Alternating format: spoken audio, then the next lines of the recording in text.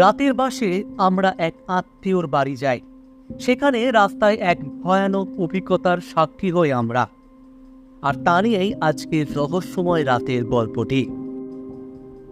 মুর্শিদাবাদে কান্দি বলে একটি ছোট্ট টাউনের গল্প বলবো আজকে। সেই কান্দি টাউনে শুনশান রাস্তায় বাসটা তখন আমাদের নামিয়ে দিল আনুমানিক রাত 2টো। আনুমানিক বলার কারণ কাকতালীয়ভাবে আমার এবং আমার ভাইয়ের মোবাইলে সুইচ অফ হয়ে গিয়েছিল ফোনের। আমার মোবাইল সুইচ অফ হয়েছে হাত থেকে পড়ে গিয়ে, আর ভাইয়ের ফোনের সুইচ অফ হয়ে গিয়েছে ব্যাটারি সয়ে যাওয়ার কারণে। আমাদের ধারণা ছিল বাসটি হয়তো কান্দি স্ট্যান্ডেই নামিয়ে দেবে, কিন্তু যেহেতু এটি নাকি কলকাতাগামী বাস, সেহেতু বাসটি অন্য রুটে চলে যাবে আর আমাদের এই শুনশান রাস্তায় নামিয়ে দিয়ে বাসটি নগরগামী রাস্তার দিকে এগিয়ে গেল। যারা এখানকার বাসিন্দা তারা এই রুটের কথাটি অবশ্যই বুঝতে পারছেন। যেখানে নামিয়ে দিল সেখানে ছোট্ট হোটেলও কিছু নেই। আশেপাশে যদি খুঁজি তো কয়েকটি দোকানপাট ছাড়া আর কিছু নেই, সাথে কোনো আলোও নেই। আর তারপর আবার অমাবস্যা গিয়েছে, চাঁদেরও দেখা নেই। ভোরের আলো ফুটতে তখন অনেকটাই বাকি। আর আমরা ঠিক করি এই সময় আমরা বরং গন্তব্যেই পা বাড়াই। ছোট্ট একটি হোটেলের খোঁজ পেলাম।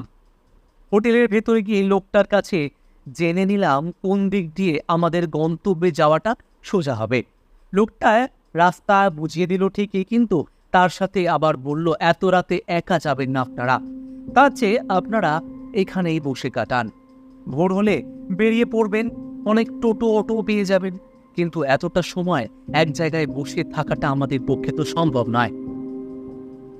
তাই আমি যাচ্ছি আমার ভাই সঞ্জুর এক বন্ধুর বাড়ি। এবার ভাই তার বন্ধুর বাড়ি কোনোদিনও আসেনি, সেভাবে কলেজ কিংবা ফেসবুকের থ্রুতে আলাপ হয়েছিল। আমরা লোকটার দেখানো রাস্তাতেই হাঁটা শুরু করলাম। রাস্তায় কয়েকটা কুকুর ছাড়া আর কোনো জনমানবের দেখাই নেই। প্রিয়জনের হাত ধরে এই শুনশান রাস্তায় একাকী হেঁটে যাওয়া কোনো লং ড্রাইভে যাওয়ার থেকে কিছু কম নয়। প্রায় 15 মিনিট হেঁটেছি। ভাই এবার থেমে গিয়ে বলল, আমার অদ্ভুত লাগছে দাদা, যেন মনে হচ্ছে পাগুলো খুব ভারী হয়ে যাচ্ছে। আমি বললাম হয়তো রাত জাগার কারণে এমন হচ্ছে। সে আমার কথায় সাই দিয়ে বলল, চলো তাহলে দাদা আরো যাওয়া শুরু করি। ভাই অর্থাৎ আমার নিজের ভাই নয়, আমার পিসির ছেলের কথা বলছি।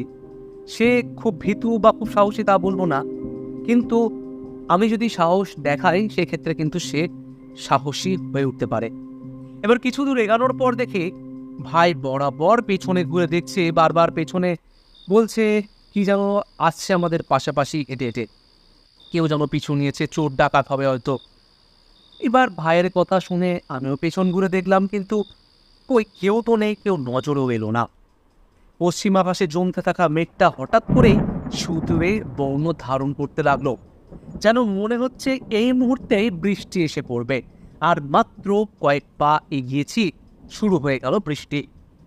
এই মরশুমে যদি ভিজি তাহলে পরের দিন শয্যাশায়ী একদম নিশ্চিত। বাধ্য হয়ে চোখ খুঁজতে লাগলো একটা আশ্রয়ের। দূরে একটা পুরনো একটা ছোট্ট বাড়ি টাইপের দেখলাম, পুরনো বেশ ভাঙা বাড়ি টাইপের, কিন্তু আশ্রয়ের জন্য ঠিকঠাকই আছে।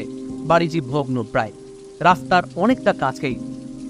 দুইজনে ওই দিকে দৌড় লাগালাম, যাক অন্তত ভিজে যাওয়ার হাত থেকে তো কিছুটা বাঁচতে পারবো। এই মরশুমে এরকম অঝোরে বৃষ্টি হওয়ার কথা কিন্তু নয়। যাই হোক, এখন তো বিশ্বাস নেই কোনটা বর্ষাকাল, কোনটা শীতকাল, কোনটা শরৎকাল, সবই এক। আমাদের চমকিয়ে দিয়ে সামনে একটা কুচকুচে কালো বেড়াল বৃষ্টির মধ্যে ছুটোছুটি পড়তে লাগলো। আমরা কেউই পাত্তা দিলাম না, কিন্তু একটু পরেই একটু গাছের ডাল ঝরঝর শব্দে ভেঙে পড়ল। বড্ড আজব একটা ব্যাপার, না আছে হাওয়া না আছে ঝড়, অহেতুক ডালটি পড়ে গেল। এবারও বিষয়টা গুরুত্ব দিলাম না, দেখে আছি বৃষ্টির দিকে। হঠাৎ করে ভাই বৃষ্টির মধ্যে দৌড়ে চলে গেল, যেন কেউ ওকে ধাক্কা দিয়েছে। সে তাড়াতাড়ি আবার ভেতরে এসে আমাকে রাগ দেখিয়ে বলতে লাগলো, তুমি ধাক্কা কেন দিলে আমাকে? বলো ধাক্কা কেন দিলে? তুমি কেন আমাকে ভয় পাতে চাচ্ছ? আমি কিছুটা কাঁচুমাচু হয়ে এবং অবাক হয়ে বললাম, আরে ভাই আমি ধাক্কা দিইনি তোকে, কি দরকার আমার ধাক্কা দেওয়া তোকে?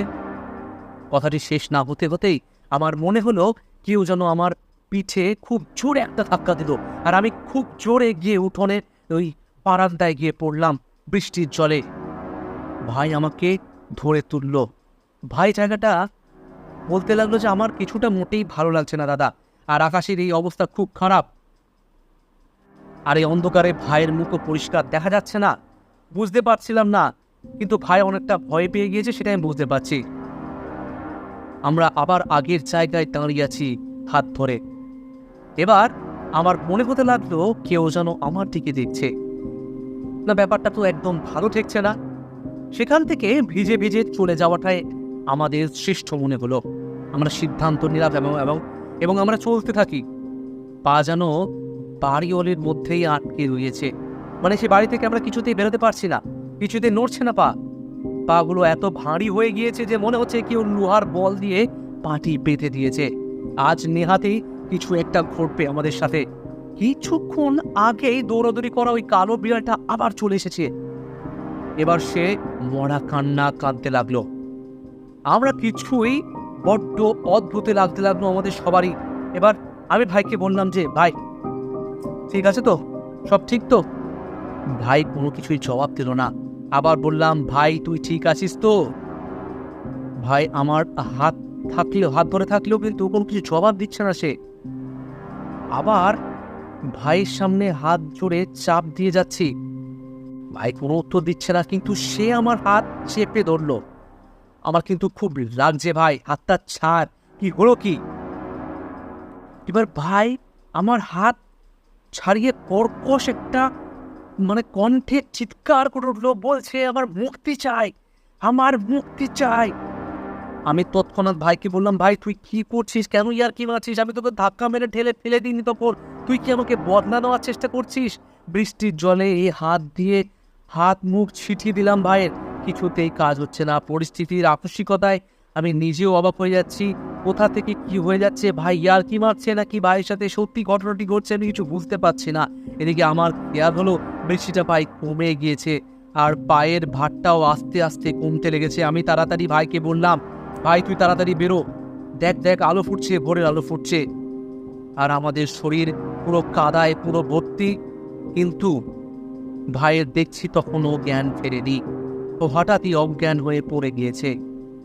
দূরে একটি রিক্সা দেখতে পেলাম, অনেকটাই ভোর হয়ে গিয়েছে। ভাইকে নিয়ে চলে গেলাম ওই রিক্সা কাছে এবং সেই ভাইয়ের বন্ধুর বাড়ি, কিন্তু ভাইয়ের তৎক্ষণাৎ কোনো জ্ঞান ফেরেনি। সেই দুপুর হতে লাগলো, ভাইয়ের জ্ঞান ফিরে আসতে আমরা পুরো জল ছিটিয়ে যাচ্ছি ভাইয়ের মুখে। এবার ভাইয়ের বন্ধুকে পুরো ঘটনাটি আমি খুলে বললাম, ওই বাড়ির ঘটনাটিও পুরো বললাম, যে বাড়িটিতে আমরা বৃষ্টির দিনে আশ্রয় নিয়েছিলাম। এবার সেই ভাইয়ের বন্ধুটি আমাদের জানায় যে ওই বাড়িটি একজন জমিদারে ছিল।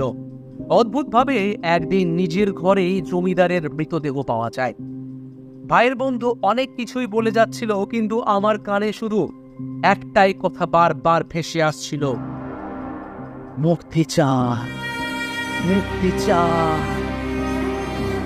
তো বন্ধুরা, এই ছিল আজকের গল্পটি ভালো লাগলে অবশ্যই ভিডিওটি লাইক করে দিতে হবে, এবং পরবর্তীকালে আমাদের চ্যানেলের ভিডিও দেখার জন্য অবশ্যই চ্যানেলটি সাবস্ক্রাইব করে দিতে হবে, বেল আইকনটি ক্লিক করতে কিন্তু ভুলবেন না। দেখা হচ্ছে পরবর্তী ভিডিওতে। ভালো থাকুন, সুস্থ থাকুন, ধন্যবাদ।